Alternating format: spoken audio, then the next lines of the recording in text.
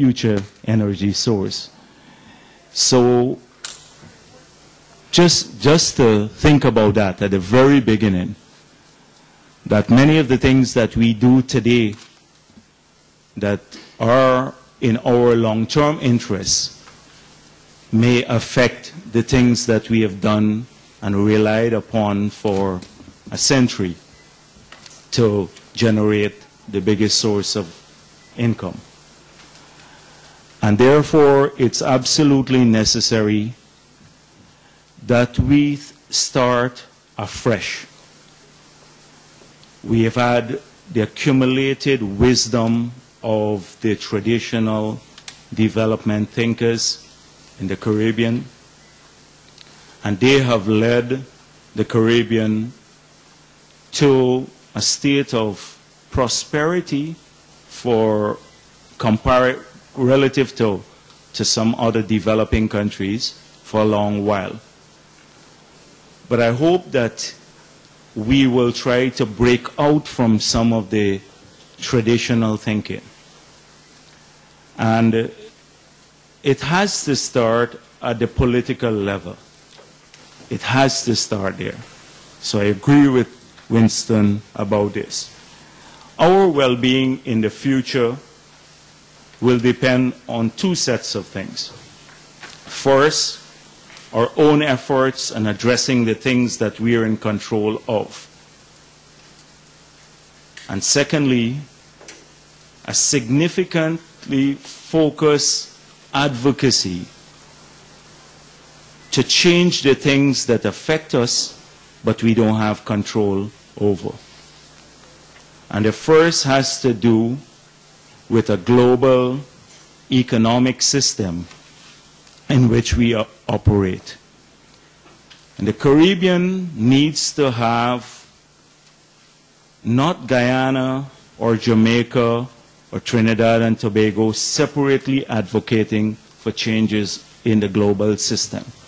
We need to together determine what global system will best suit our interests. And I say this largely because I've sat in meetings and you have such a divergence of view, and sometimes countries being very focused on one or two items. You know, so middle-income debt becomes an issue for some countries, and for others it's access to services, or another country it is trying to change the criteria for accessing some loans, but often never the system. And so we need to do this. This is the first thing. Winston spoke about the global changes. And we have allowed, without our voices being raised, the momentum to slip by us for the changes in the regulatory environment for greater transparency in financial transactions. And by doing that, we have now missed the opportunity to avoid or to at least have warning signals for future crises which have often a disproportionate impact on small countries like ours. So the G8 slipped by, and the G20 even swept it under the table, the reform of the global financial system. And if we think that the system, the problem with mortgages that started with subprime mortgages is the pinnacle of inherent instability in the system, we're wrong, because we haven't even touched the derivative markets, which run into trillions of dollars, dwarfing the combined GDP of the world. And that is why I suspect, because it's so unstable and so intransparent, that if you start making it transparent, much of this market would unravel to devastating consequence for the rest of the world. And so we have allowed that opportunity to slip by. It means that we still operate in a system globally that will generate a whole deal of instability. And we have seen how those impact on our countries. So we have to advocate for that. We have to advocate for changes there. I said to Dominic Strauss-Kahn when he came to the Caribbean and was talking about a much vaunted reform now to give greater voice to the developing world. And that started when Guyana was chairing the Board of Governors of the IMF and the World Bank. But this doesn't mean anything to countries like ours. Because I said, how is this going to really change the situation for the Caribbean? We're not going to have a new director, as Winston is saying, on the board. A 0.5% increase in shares for the Caribbean doesn't mean anything in the governance of these institutions. Our best bet is to get instruments that are suited for our purposes within these bodies, and that is the kind of reform that we should push for. So if we have hurricanes, disasters, etc., the same way that a Brazil or Turkey or Mexico in the past could have negotiated a line of credit when they had problems with their currencies, and because it had a systemic impact on those countries and other countries, then a hurricane can create a systemic and countrywide impact on countries like ours, so we should have a contingent line for that. That's where we should argue for.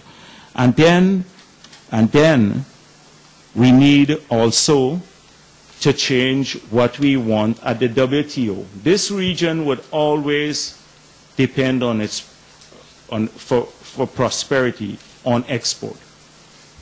We're too small, we've all recognized that. We're too small internally, so the markets are too small to drive prosperity in the future. So we have to operate in an open trading environment. But what influence do we have, and what have we advocated for in a combined way to ensure that the global trading system is favorable and caters for interests of this peculiar group of countries? We have had a scattered kind of negotiation. So, and then in the environmental sector, many people think we're doing extremely well because we hear Caribbeans speak a lot. But right now, we're hurling towards catastrophe. This region speaks up, but its environment is not focused on bringing resources to the region. It's on making speeches. And often when we go, we have divergence in views based on, not on the interests of the region, sometimes not even on the interests of our own countries, based on those interests, on groups that we belong to that are external to the region. I've seen this, I know of it. So advocacy in these three areas, environment, which will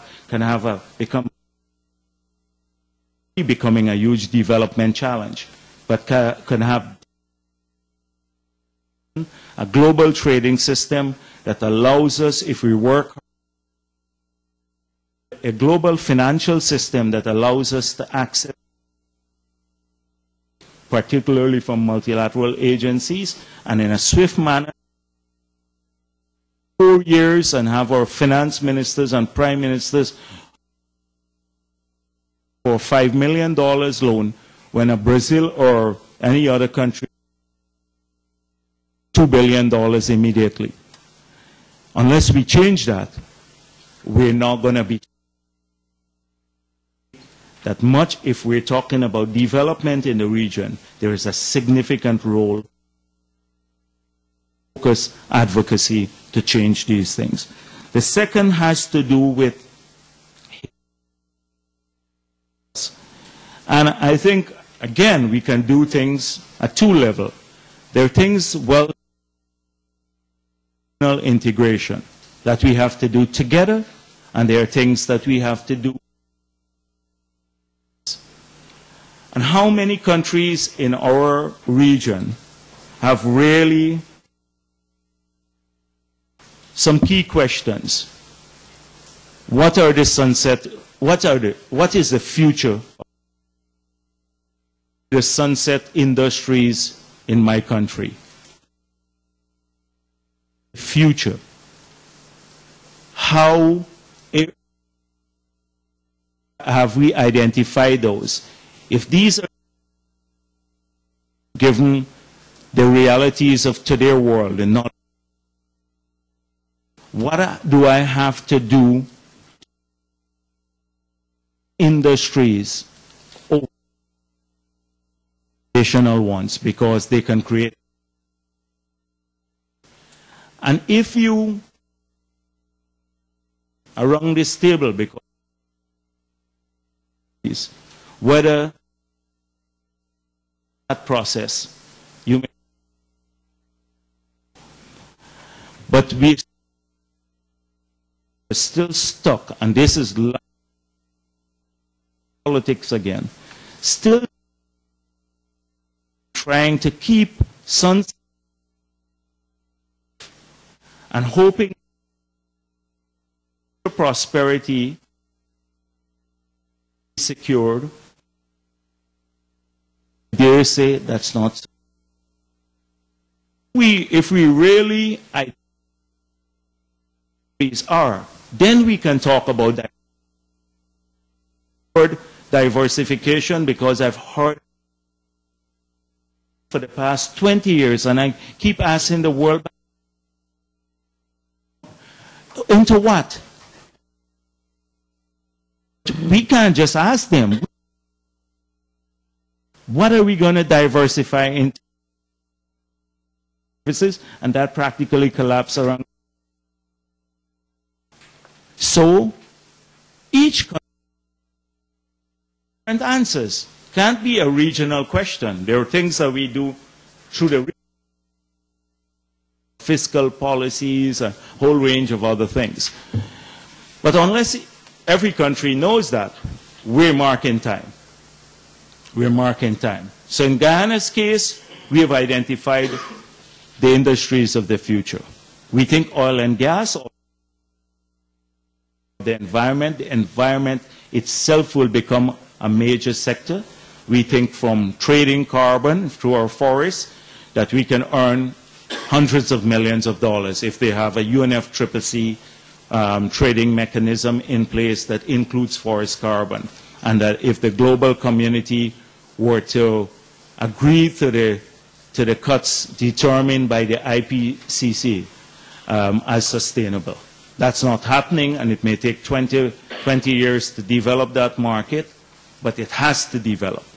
It has to develop, because if we don't, we're currently on a pathway to a 5 degrees rise in global temperature, and the scientists have said that if we don't limit it to 2 degrees Celsius by 2050, that we will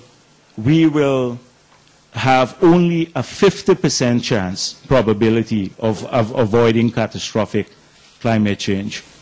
So we're on that pathway. The world will have to, at some point in time, make that decision. If that market develops, it's going to become a $1 trillion market, one of the biggest markets in the world. There is opportunity for countries like Guyana, etc. there. Synergistically with that is tourism, because if you preserve your forests, you can do ecotourism. Information, communication, technology, large-scale plantation agriculture without on the border with Brazil, because it's been done sustainably, environmentally sound. These are some of the sectors that we have identified as the ones creating prosperity in the future. And we have determined that each of the, to do this, you need an educated workforce. So a huge amount of investment. We have established a learning channel. Within 3 years, we're going to have every home with a computer, and every Guyanese computer literate. We've started that. Computers supplied by the state. So it's not something that, I'm not saying we have it right. I'm just saying we went through this thinking. We may be wrong in some areas, but at least we have focused on what we want to do in the future, where most of the wealth will come from in Guyana. And we believe that if you have an educated workforce, to educate every Guyanese, to have every home connected to the internet and with a computer will cost us about $50 million US. We easily spend $50 million on a single road.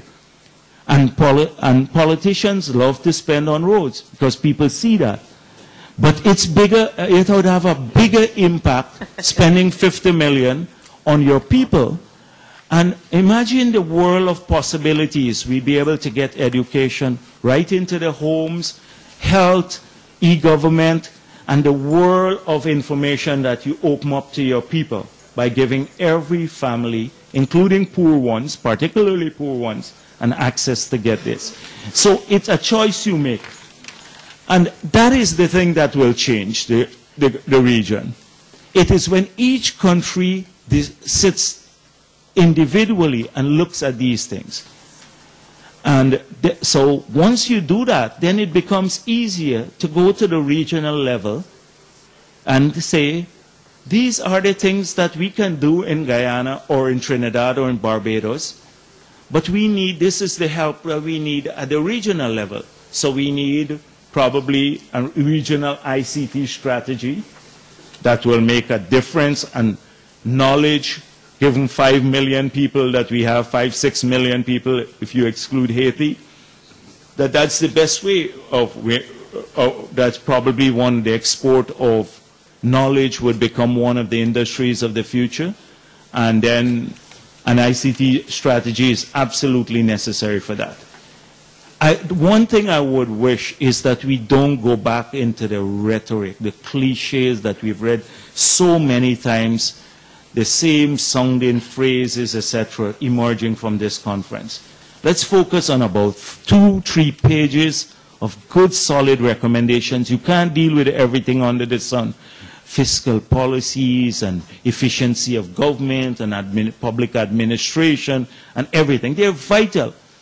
But if you don't get the focus right at the very beginning, and knowing each country must know what it wants to do. It must know how it will tackle inequality too. What are the things you're going to do? How do you get women? And in a very practical sense, try to get like women or single parents, like a future too. So in Guyana's case, we registered every single parent. We partner with the bank. They're now making collateral-free loans to these single parents. And guess what? The repayment rate is 98%. And it's not the microcredit, the traditional microcredit that you heard about in Bangladesh, the Grameen Bank model. We're not that. It is not the Grameen Bank model. It's Guyana focusing on single parent. So, because we think they're important, that helps with inequality. It is these practical things done. And this forum should be about sharing of initiatives too, so that the policymakers in each of the countries know they can do this. If Guyana could do this, given the state of our finances, some other countries can definitely do it in the region. It's not unique. It's not unique. So, as I said before, I'm using Guyana not because I think we're advanced in thinking or anything, or we're special, just because I know I've seen the possibilities that you can unlock with small or focused initiatives, and if the country knows where it wants to get to. So this is all that I'm going to